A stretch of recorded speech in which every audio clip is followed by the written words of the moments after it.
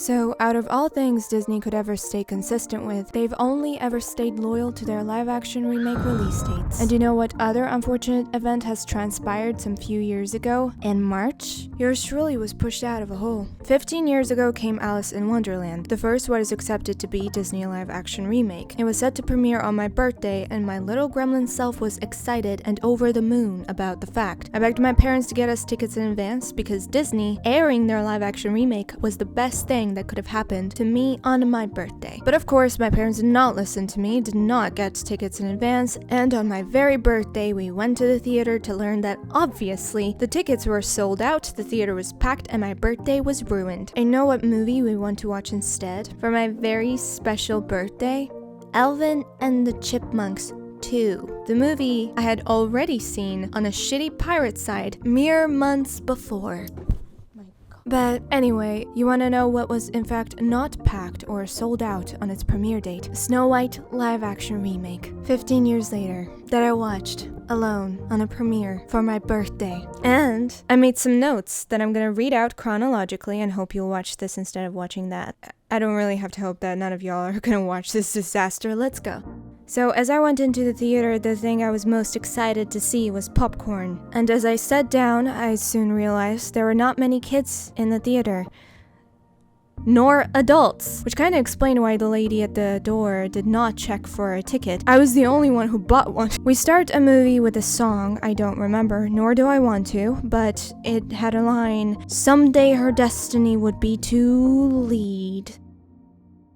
However, soon enough, I finally found a friend on row 8. A whole grown-ass man. Galel, no! I just don't understand how original Snow White comes with one of the most memorable and recognizable tunes and melodies, and these idiots were like, yeah, let's take this forgettable nothing solid verbal diarrhea with a hint of this is my fight song and stick it up into the viewer's anal hole instead. The script is almost as bad as Gal Gadot's acting. Almost. If the film had a potential to expand on a single thing, it was Evil Queen's writing. But no, the voiceover just plot-splains that the king married Gal Gadot. But oh no, Gal Gadot was evil, and that's literally it. In 30 seconds, no less. This movie is very productive. Bad news, we're on forgettable song number 3, and I ran out of popcorn. So f*** me. This is the time when I realized how much I missed Cate Blanchett. Bambi's here, which kind of pissed me off because it reminded me of how much rather I'd be watching Flo or Wild Robot. So, Snow White at the beginning of the film sees a guy, I assume is her prince, that is now a peasant, stealing potatoes, as you do, and was like, "You thief! Why are you thieving?" And this is now completely okay with trespassing and sleeping in strangers' beds. Okay, little Miss Hypocrite. So for the next note, I have written, oh no, my eyes. I'm not getting paid enough for this. Oh wait, I'm not getting paid at all. What's with the mixing of this movie? It's like if Nolan directed a musical, but the opposite. The music and instrumentals are barely audible while the singing and SFX are dancing salsa on my nerve endings. The dwarves look like if Polar Express and the Smurfs movies gave a birth to Quasimodo and did jumping jacks on him. Dude, the movie wants us to believe that Snow White was scared of some trees and branches, but here stand 7 of the most scary looking abominations known to Earth, and she's like, let me get a broom. No. Gal Gadot. Note number 27. Oh no. She sings. Dear Melissa McCarthy, I want to formally apologize for any and every molecule of ungratefulness I've expressed towards your apparent award-worthy performance as a witch. Watching Gal Gadot perform whatever the fuck this was the most embarrassing thing I've ever seen any actress do on screen. My bestie from row 8 started talking on the phone. They're singing a song about how they need to clean and how clean everything is, while Dopey Doppy Doopy is dancing on a dinner table with his shoes on. I am so sleepy. There's a song that literally goes, "That's your princess problems." At some point, Snow White goes, I guess my dad's alive. The dad I haven't seen in decades. I'm gonna find him and save him.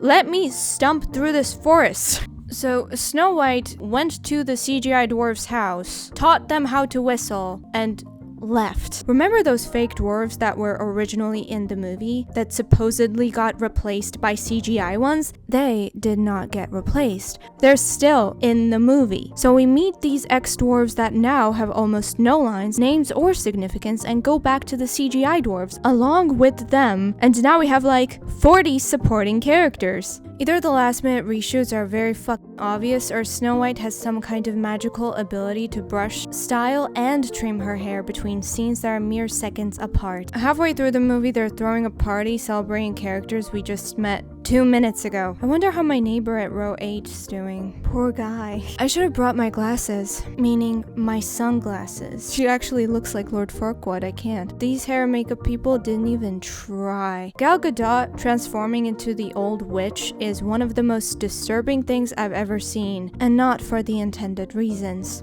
Galil, shut up. They don't even have her in a coffin. Her iconic coffin. They just lay her on a fucking rock. My friend from the row 8 left. Bye bye, guy.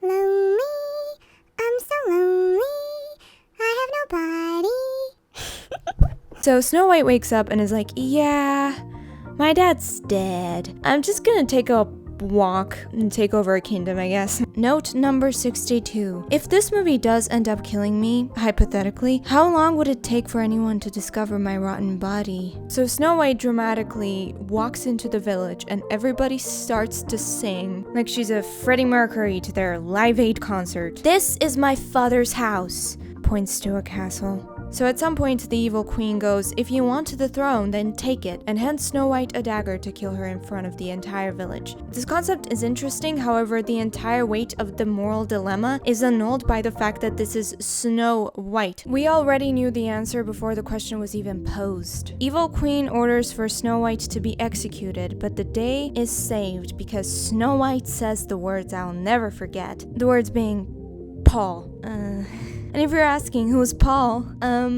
same bit. Paul is the guard that is about to execute Snow White.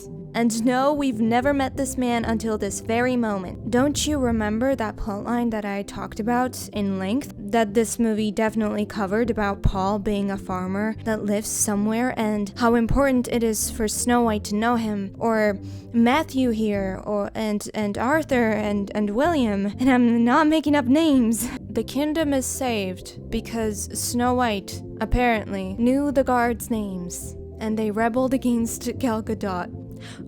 What was Snow White's plan though? Everybody say thank you, Uncle Thanos. You know what? I'm gonna go now. Watch Alvin and the Chipmunks 2. And Mark Webb, fuck you for ruining my birthday, you cunt.